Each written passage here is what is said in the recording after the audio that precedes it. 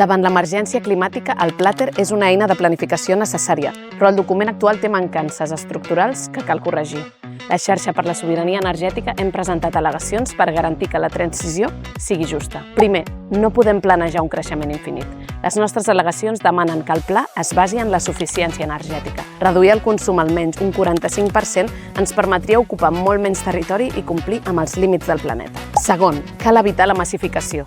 Proposem indicadors de saturació perquè l'esforç es reparteixi de forma equitativa. No es tracta només d'on hi ha capacitat d'acollida, sinó de respectar la càrrega que ja suporten moltes comarques. Tercer, sobirania municipal. Reclamem que els ajuntaments i els col·lectius tinguem un paper vinculant. La transició no pot ser una imposició de dalt a baix. Els pobles han de poder liderar el seu propi model territorial i energètic. I finalment, prioritats clares. Teulades abans que camps. Exigim protecció total pels sòls de més valor agrològic i un pla de xoc per exhaurir el potencial de les teulades abans d'ocupar sòl rústic. Creiem que les al·legacions són una eina més per qüestionar el model energètic actual, igual que la participació ciutadana i la mobilització. Si les voleu conèixer al detall, entreu al nostre web.